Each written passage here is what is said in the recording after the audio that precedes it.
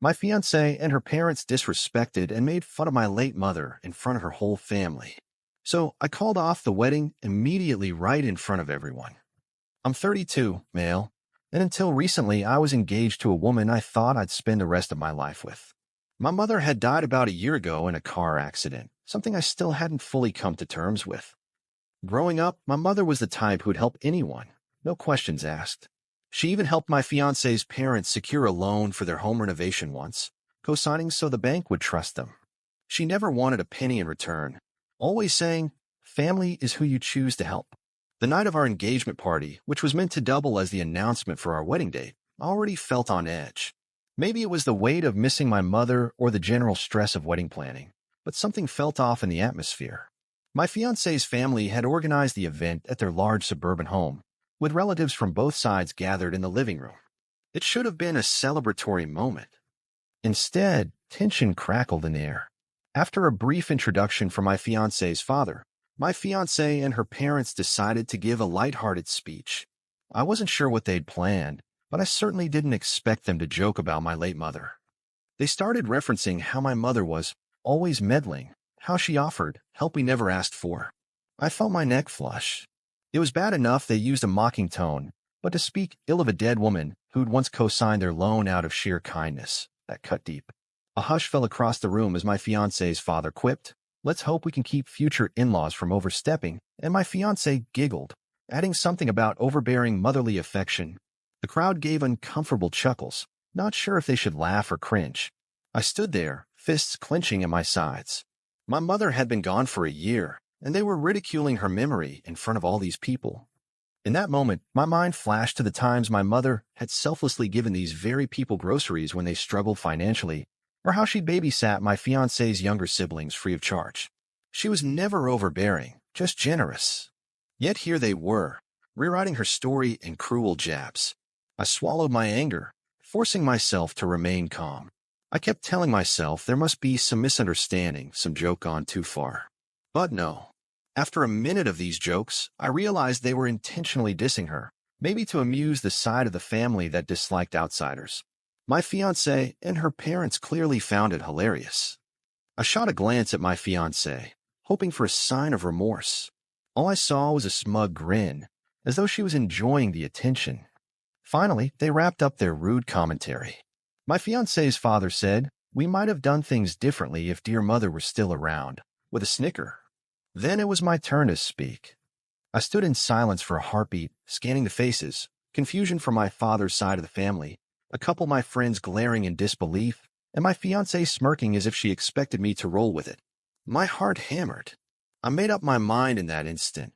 I wouldn't stand for this. I stepped forward, took the microphone, and forced a smile. "Well, I began, voice steady but tight. Thank you all for coming. I'm sure we all enjoyed that heartwarming set of remarks about my late mother. She would have loved hearing how you see her now that she can't defend herself." A few gasps fluttered through the crowd. The fiancé's father shifted uneasily. My fiancée frowned, confusion etching her face. With each word, I unleashed the truth about how my mother had helped them. Let's recall a few real stories, shall we? Like the time my mother helped co-sign a loan for this house. Or when she paid for that landscaping job they swore they'd pay back but never did. Or how she spent hours looking after the kids so you 2-inch, I gestured to my fiancé's parents, could have date nights. Funny how none of that made it into your light-hearted speech. My fiancé's cheeks burned red. She half-whispered, "What are you doing?"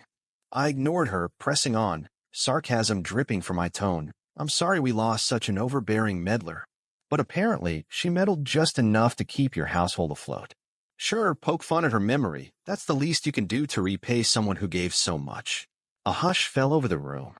Even the wait staff near the back froze. My father's side stared in stunned solidarity, eyes narrowing at the fiancé's family. Some of my fiancé's relatives looked horrified, while others fidgeted uncomfortably. My fiancée tried to grab the mic, but I pivoted away. The adrenaline coursing through me wouldn't let me stop. My voice cracked slightly. I guess this party was also meant to finalize wedding dates. Perfect occasion, right? A chance to celebrate two families joining. I paused, locking eyes with my fiancée. "But you know what? I'm calling off this wedding. Effective immediately. I see no reason to marry into a family that disrespects my mother. The entire living room erupted. A shriek from my fiancé, stunned cries from the audience, and an outraged roar from my fiancé's father. My father's side of the family collectively exhaled in relief, as if they'd been waiting for me to stand up for my mother. My fiancée tried yanking at my sleeve, wailing, "You can't just do that here."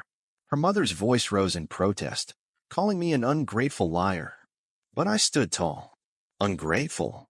She's the woman who died a year ago after everything she did for you. And you mock her memory? That's ingratitude. In that moment, the fiancé's father lunged forward, practically foaming at the mouth. He hurled accusations, "You're humiliating us in front of everyone." I retorted, "You did that yourselves." Some relatives tried to calm him. My fiancé, tears streaming, tried to paint me as the villain, how I was overreacting to harmless jokes. That only fanned my anger further. The tension built to a fever pitch. My fiancé's mother hissed that I was just sensitive about losing your mother, as though grief gave me no right to call him out. "You want to see sensitive?" I shot back. "Let's talk about how you relied on my mother's money and generosity when you lost your job that one year. Without her, you wouldn't have kept your car. Don't talk to me about sensitivity." A few gasps. Some extended family looked at them in shock. They hadn't known the extent of the help my mother provided. The fiancé's parents seemed cornered, their sense of entitlement flaring.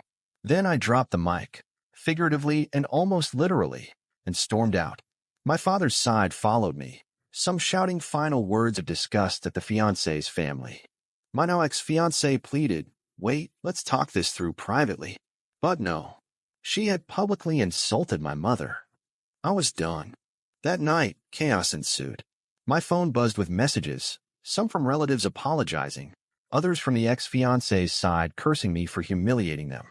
My father's side, plus a few of my mother's close friends, told me I did the right thing. They commended me for defending my mother's memory. I wasn't sure how to feel. Part of me was numb from the emotional roller coaster. Part of me was burning with residual anger. The ex-fiancé tried calling me incessantly.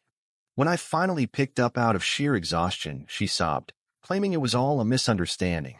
She insisted that her father had taken light-hearted family teasing too far, and she had no idea he'd disrespect my mother so openly. I reminded her that she'd joined in the jokes. She stammered excuses, blaming the atmosphere, saying she was caught up in the moment. "I never meant to be cruel," she whined. "Could you just give me another chance?" But something broke inside me, seeing her hypocrisy on full display.